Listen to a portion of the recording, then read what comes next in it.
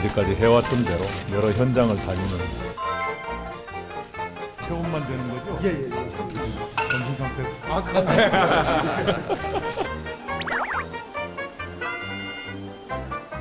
뭐좀 잘 관리를 좀 해주세요. 어떻게 하면 될까요? 경제를 살리면 되는 거예요.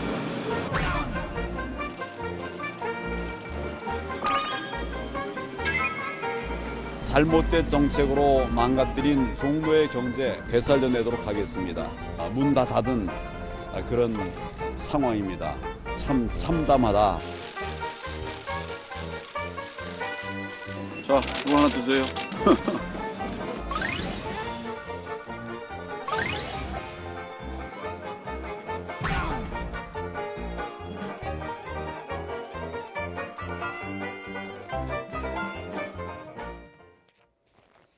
네, 정치권 소식 이종근 시사평론가 최진봉 성공회대 교수와 함께 알아보겠습니다. 안녕하세요. 네, 안녕하세요. 서울 종로 출마를 선언한 이낙연, 황교안 이 두 후보 이틀째 나란히 종로를 찾았습니다. 특히 정중동 행보를 보였던 이낙연 전 총리 조금 분위기가 달라졌다고 하던데요. 예, 아무래도 이제 이낙연 총리 같은 경우에 발로 뛰는 모습을 많이 보여주고 있습니다. 예전에는 사실 이렇게 적극적으로 발로 뛰는 모습보다는 정중동이라고 표현할 만큼 좀 차분한 모습으로 총선을 준비했었는데 실제로 이제 사직동 일대를 돌았거든요. 지난 주말에. 네. 사직동 일대가 사실 재개발 이슈가 사실 좀 뜨거운 감자로 떠오르는 지역인데 그 지역의 주민들 만나고 또 종로를 실제 어떻게 개발시킬 거냐. 그리고 종로에 젊은이가 다시 돌아올 수 있는 그런 분위기를 만들겠다 이런 얘기를 하면서 지역 주민들과 직접적인 스킨십도 하시고 지금 화면에 나오고 있습니다만 저렇게 마스크 끼고 골목골목을 다 돌았어요. 그러니까 발로 뛰는 선거운동을 시작을 했고요. 또 처음으로 뭐 본인이 출근하는 시민들을 향해서 인사했던 부분들 이런 부분들 얘기하면서 민심을 흐른 그런 이낙연 전 총리의 행보 이게 이제 광폭 행보다 이렇게 좀 얘기가 되고 있고 친근감을 잘 표현하는 스타일이시잖아요. 그래서 대화하는 내용도 보면 사람들과 농담도 주고받고 아주 이웃집 아저씨처럼 보여지는 그런 모습들 이런 모습들이 사실 이낙연 전 총리의 장점으로 작용을 하면서 지역 주민들과 이제 만남의 기회를 점점 확대시키는 그런 일정들을 소화하고 있는 상황입니다. 이전 총리에 비해서 뒤늦게 종로 대전에 뛰어든 황교안 대표는 이틀 연속 그 종로에 있는 모교를 찾았더군요. 네, 그렇습니다. 아시다시피 황교안 대표는 지금 뒤늦게 이 종로에 출마 선언을 했습니다. 그렇기 때문에 아직 전체적으로 이렇게 그 그림을 그리고 차분차분 하는 것보다는 자신이 종로에 왜 연고가 있는지 그것도 좀 설명을 하고 싶었을 거예요. 즉 모교를 찾은 건 자신은 이제 경기고등학교 출신이기 때문에 정덕도서관 자리 옛날 72년 그러니까 72학번이기 때문에 80년도까지 그 정덕도서관 자리에서 경기고등학교가 있었거든요. 그때의 경기고등학교 그리고 성대 회화동에 있는 성균관대를 나왔습니다. 그래서 내가 이렇게 학교를 이 경기고등학교와 성균관대를 나온 즉 종로에 자기가 뿌리가 있다라는 걸 좀 보여주고 싶은 그런 그 행보였고요.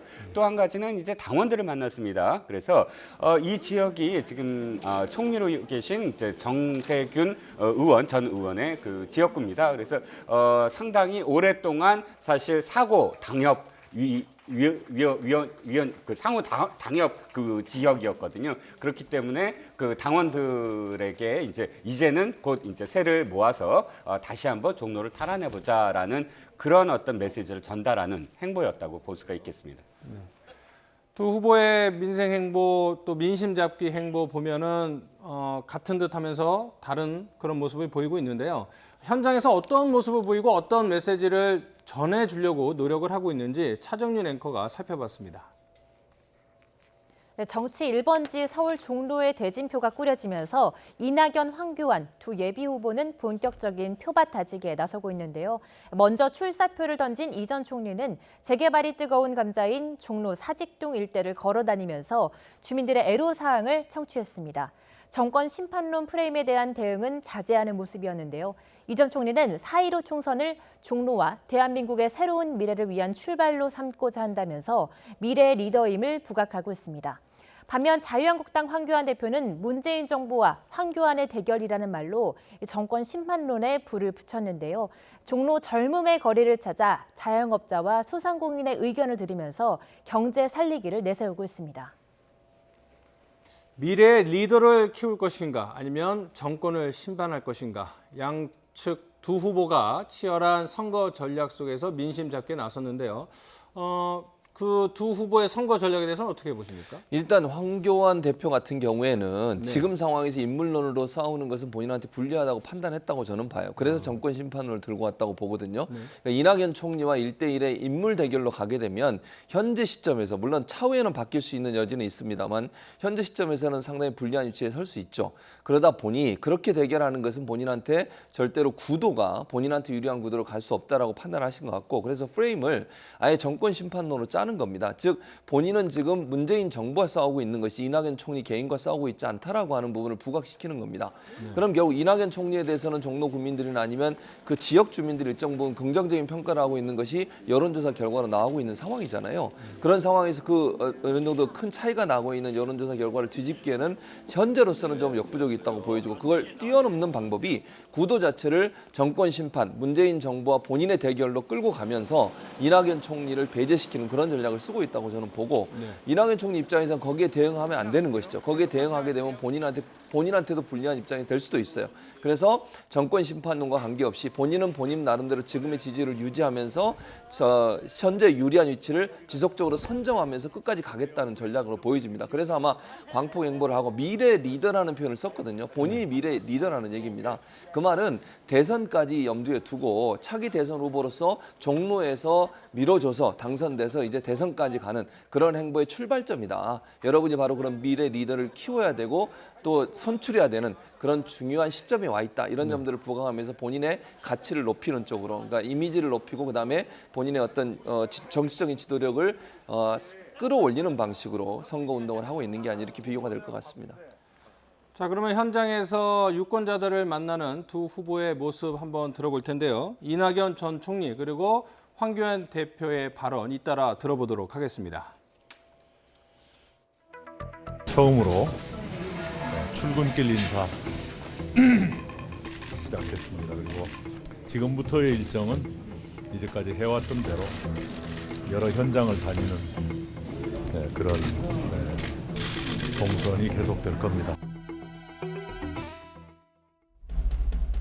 모이신 핵심 당원 동지 여러분들이 전국 선거를 이끌어간다고 하는 무거운 책임감으로 선거에 임하도록 잘 독려해 줄 것을 당부를 드립니다.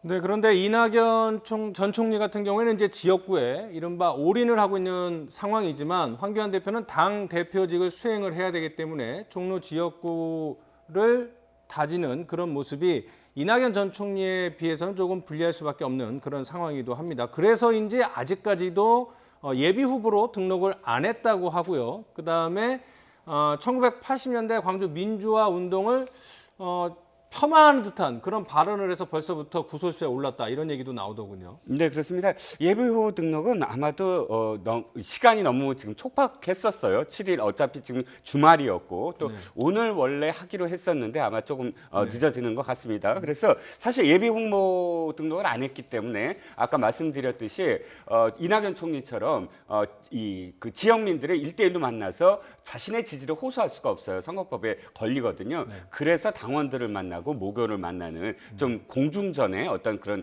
상황이었고요. 아마도 후보 등록을 하면 바로 본격적인 어떤 선거운에 돌입하지 않을까 싶고 민주화운동 발언은 사실 이제 그 80년도에 대학교 4학년이었고 자기 그 모교 성대 앞에 있는 불시점에 가서 그때를 회고하면서 사태인가 하는 그 당시에 휴교가 많이 있었다 이렇게 표현을 했습니다. 그것을 나중에 이제 5.18 민주화운동을 사태 사태라고 했느냐라는 비판에 이 5.18을 적시한 건 아니었다라고 지금 반박을 했지만 보면 81년도에 사법시험에 합격을 합니다. 그러니까 80년도에 이 사법시험 준비를 하고 그러나 어떤 와중에서 사실 그때를 회고하는 것이 아주 정밀하게 학생운동의 어떤 그런 상황들을 다 회고를 제대로 이렇게 회고하지 못했다라는 이해는 할 수 있어도 그럼에도 불구하고 앞으로도 이제 황 대표의 발언들 직접적으로 지역민들을 만나면서 하는 발언들이 어떻게 또 다른 어떤 또 구설에 오르지 않을까 하는 우려를 잠시 낳게 하는 그런 대목이었습니다. 저는 이 대목에서 황교안 대표께서 정말 5.18 민주화 운동을 제대로 인식하고 계시는지 좀 의문스러워요. 이게 본인이 뭐라고 하면 1980년에 무슨 사태로 인해서 그런 때가 있었죠. 그래서 본인이 휴교를 해가지고 학교를 못 갔다 이런 얘기를 하셨어요. 무슨 사태란 말은 어떤 사태라는 말에 대해서 알고 있다고 저는 이해가 되거든요. 물론 뭐 본인은 직접적인 연관이 없었다고 하니까 저는 그걸 그대로 믿습니다만 일반인이 듣기에는 무슨 사태란 말은 지금까지 계속 군사정부에서 광주 사태, 광주 소요 이렇게 계속 불렀지 않습니까? 그걸 폄훼하기 위해서 그렇게 부른 거거든요. 사실은 민주화 운동을 해서 열심히 싸우신 분들을 폄훼하려는 목적으로 군사정부, 독재정권 같은 경우는 그걸 사태라는 말로 자꾸 깎아내리면서 그걸 의미를 그렇게 잘못된 의미로 만들어 놓은 거 아닙니까? 그래서 국가가 이거를 광주 민주화 운동으로 이름을 바꿨고 거기 유공자로 다 포상도 하고 있고요. 국가 기념일로 지정해서 본인도 가셔서 거기서 또 참배도 하셨어요. 그런 분이 이런 표현을 하신 것은 정말 저는 부적절하다는 생각이 들고 좀 안타깝다는 생각이 듭니다.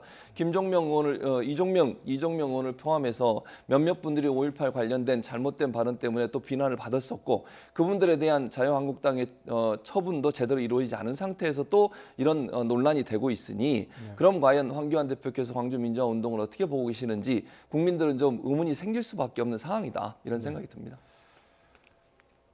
이런 가운데 자유한국당 공천관리위원회의 공천 작업이 속도를 내고 있습니다. 태영호 전 영국 주재 북한 공사 영입을 깜짝 발표했는데요. 관련 발언 들어보겠습니다. 이분은 목숨을 걸고 자유를 찾아온 사람입니다. 태영호 공사입니다. 탈북민과 진정한 통일을 바라는 남북 국민 모두에게 희망을 주고 유권자와 국민들은 높이 평가하리라고.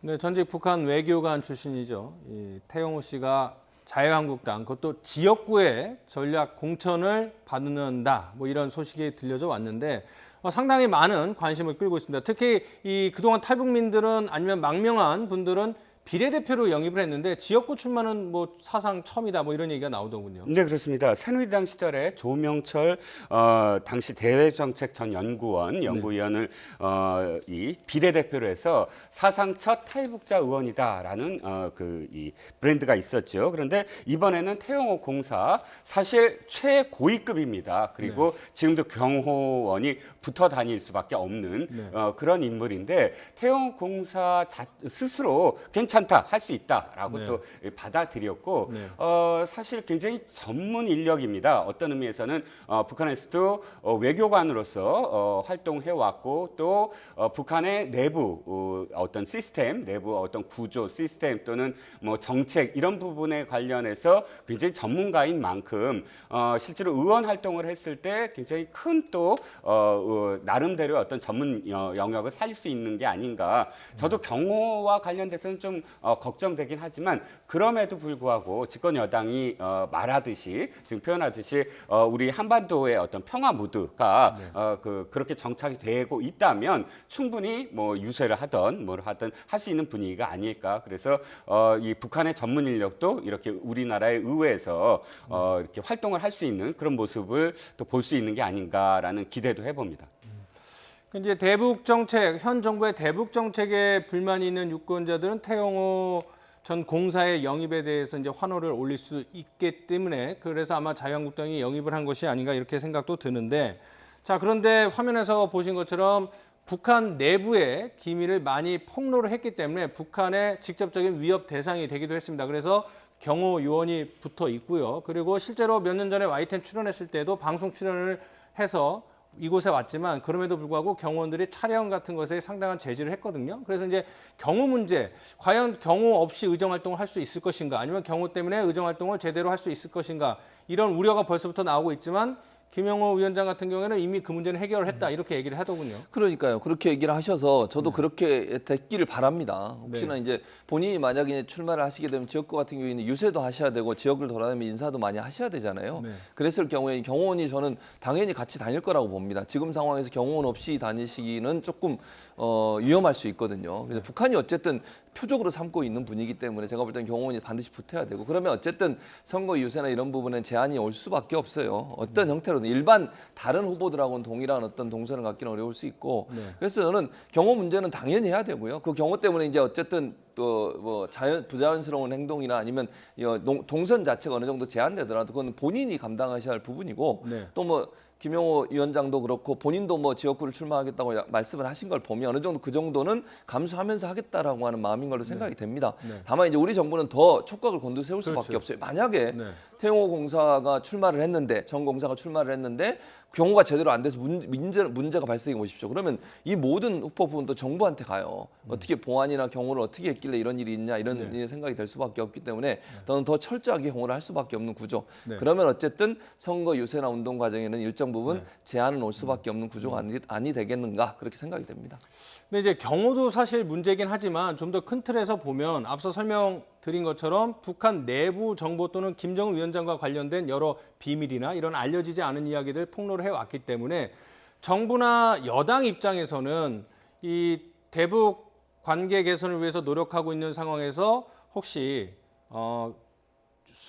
수위 이상의 폭로를 해갖고 남북 관계에 찬물을 끼얹지 않을까, 이런 우려도 할 수 있을 것 같다는 생각도 좀 드는데요.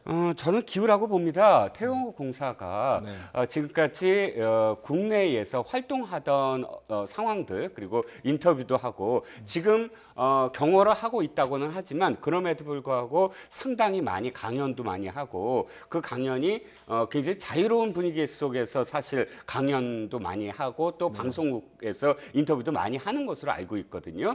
그때의 어떤 발언의 수위가 그렇다고 해서 뭐 함부로 폭로를 한다거나 무책임한 어떤 발언들을 하지는 않았어요. 굉장히 정돈돼 왔고 또 그만큼의 어떤 신뢰를 줘왔거든요. 그래서 정부도 그런 어떤 상황들을 막지 않았던 걸로 압니다. 그런 활동의 어떤 전례를 비추어 보고 또 지금까지의 활동 보폭을 생각을 했을 때 최소한 우리 국내의 어떤 시스템 또는 국내의 어떤 그 공식적인 어떤 활동을 할 수 충분히 있다라고 정부도 판단을 했을 거예요. 바로 아까 태영호 전 공사가 그런 문제는 해결됐습니다고 하는 부분이, 생각해 보세요. 정부하고의 어떤 최소한 그런 이야기를 하지 않았을까요? 그러니까 자신이 지금 경호도 받아야 되고 또 북한과 관련된 어떤 문제도 있으니까. 그러니까 저는 최소한 그런 어떤 상황이라면 지금 스스로 한국당과 나가겠다라고 서로 얘기한 상황이라면 충분히 정부하고도 협의가 됐다. 그래서 정부도 그 태영호 전 공사에 대해서 그 정도의 신뢰를 갖고 있다라고 생각을 합니다. 자, 깜짝 임제 영입 발표를 한 김영호 위원장이 이 반면에 홍준표 전 대표와 김태호 전 지사에게는 최후 통첩을 했습니다. 헌지에 출마를 할 것인지 아니면 본인들의 의지대로 고향에 출마를 고수할 것인가, 화요일까지 답변을 내놔라. 그래서 사실상 최후 통첩을 했다고 하더군요. 맞습니다. 내일까지 결정을 하라고 그랬어요. 그렇게 되면 만약에 그러면 두 분이 그걸 안 받아들이겠다, 험지 출마를 안 하겠다는 어떻게 하겠습니까? 공천을 못 주는 거죠. 그렇게 결론이 날 수밖에 없는 건데 그 다음이 이제 문제입니다. 그렇게 되면 이분들이 무소속으로 출마할 거냐 말 거냐의 문제거든요. 뭐 모르겠어요. 지금 상황에서 홍준표 전 대표 같은 경우는 뭐 반반 정도 되는 것 같거든요. 뭐 무소속으로 출마를 강행할 가능성도 전혀 없다고 보이진 않아요. 지금 상황으로 본다고 하면 정말 당을 위해서 그렇게 할 수도 있겠지만 아닐 수도 있기 때문에, 만약 그렇게 되면은 이게 이제 선거판, 사실 이제 그 지역 같은 경우 홍준표 전 대표가 출마하시는 지역 같은 경우는 전통적으로 보수 정당이 항상 당선이 됐던 곳이고 거기는 뭐 거의 그 경쟁에서도 항상 우위에 있었던 곳 아니겠습니까? 그런데 만약에 홍준표 전 대표가 출마를 하거나 무소속으로 그렇게 되면 상황이 어떻게 될지 아무도 모르는 상황이 되는 겁니다. 그래서 부담이 될 수밖에 없는데 그럼에도 불구하고 이제 김영호 공관위원장 말은 결국은 그렇다 하더라도 당을 위해서라면 되면 이런 어떤 그 결단을 해야 되는 상황이 오지 않겠나 하는 판단을 하신 것 같아요. 네. 그래야 다른 분들한테도 그런 요청을 할 수 있지 않겠어요? 심지어 오늘 김병준 전 비대위원장을 치켜 세웠어요. 그분은 정말 종로든 어디든 당이 원하면 어디든 가겠다고 얘기했거든요. 이런 분들한테는 정말 당선 가능성이 그래도 조금이라도 있는 곳으로 격전지 이렇게 표현했거든요. 이쪽으로 보내드리겠다. 이 말은 정말 그 험지에 나가겠다고 작정만 하면 우리도 최대한 편의를 봐줄 테니 이런 부분들은 좀 본인들이 먼저 희생하는 모습을 보여라 이렇게 요청을 한 거 아니겠습니까? 저는 홍준표 전 대표 같으면 그렇게 하는 게 맞다고 저는 개인적으로 생각을 해요. 당에서 많은 혜택도 누리셨던 분이잖아요. 그런데 당이 어려울 때 당을 돕고 당이 원하는 것을 해주는 것은 원로 정치인으로서 반드시 해야 될 일인데 본인이 너무 자기 주장을 하고 계셔서 이 문제가 또 다른 자유한국당 내에 갈등의 요소로 작용하지 않을까 좀 우려가 되는 부분이 있습니다. 네. 이 최후 통첩을 한 김영호 위원장이 또 언론 인터뷰에서 상당히 의미 있는 발언을 했습니다. 바로 수도권 탈환 작전이라는 표현을 썼는데요. 그 핵심은 나경원 의원이나 오세훈 전 시장, 태영호 공사 이런 인지도가 높은 후보들을 주요 포스트에 공천을 하고요. 또 앞서 말씀드린 대로 김병준 전 비대위원장, 김무성 의원 같은 경우에는 부산에서 육선을 했는데 호남으로 보내겠다 이런 보관도 있고 심재철 현 원내대표는 이제 경기 안양 동항을 그대로 이제 출마할 것을 보는데 이래서 이제 이런 인지도가 높은 사람들을 거점으로 삼아서 그 바람으로 수도권에서 다수의 지역구를 차지하겠다 이런 전략을 공개적으로 밝혔네요. 네, 그렇습니다. 4년 전 총선에서 한국당이 패배한 가장 큰 원인이 영남으로 고립됐다는 겁니다. 영남 자민련이라는 비판까지 받았거든요. 그리고 수도권에서 참패를 했고, 그러니까 수도권에서 어느 정도의 또 회복을 해야만 전체적으로 한국당이 지금 그 패배의 어떤 그 이 상처를 씻을 수가 있습니다. 그렇기 때문에 민주당이 마치 이광재 전 의원을 강원도 선대위원장을 하고 또 김두관 의원을 양산으로 보내고 뭐 해서 경남 선대위원장을 하고 그런 수순과 똑같습니다. 그러니까 가장 인지도가 높은 사람들로 수도권을 벨트화해서 수도권에서 한번 특히나 강북 쪽에서 강남은 이미 강남이나 강남 3구는 이미 어떤 이 한국당이 유리한 지역이고 강북에서 얼만큼 탈환하거나 또는 늘 빼앗겼던 곳을 한 곳이라도 더 빼앗아 오거나 하는 그런 성적을 낼 때만이 한국당이 드디어 이제 승리했다라고 최소한 스스로 인지할 수 있는 그런 그 승리가 아닐까 싶어서 이 작전은 뭐 너무나 당연한 그런 벨트화가 아닌가 싶습니다. 최 교수님은 이 전략 뭐 성공할 가능성이 크다고 보시나요? 저는 약간 좀 회의적인데요. 지금 현재 그 분위기로는 심재철 의원 같은 경우 특히 지금 현재 거기 4명의 현역 의원이 다 출사표를 던졌습니다. 각 당마다 현역 의원들이 나와요, 거기. 그런데 지금까지 여론조사 결과만 보면 심재철 의원이 그렇게 유리한 상황이 아닙니다. 거기는. 그리고 이제 민주당이 가장 유리한 것으로 나와요. 현재까지 상황입니다. 물론 앞으로 변화 가능성은 충분히 있다고 보여지고요.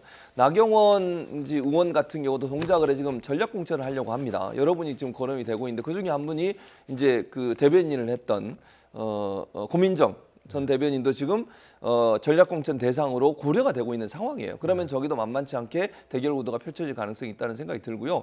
광진을도 전략 공천에 갈 가능성이 있어요.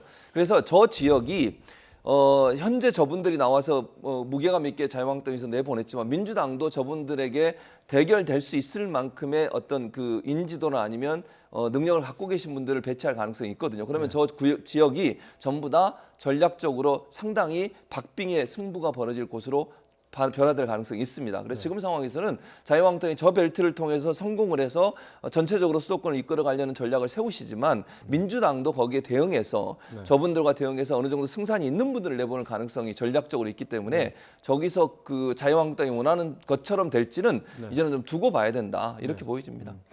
조금씩 총선이 다가오면서 아마 여야의 대진표도 어느 정도 모습을 윤곽을 드러내지 않을까 싶은데요. 지금까지 정치권 소식 최진봉 성공회대 교수 이종근 시사평론가와 함께했습니다. 고맙습니다.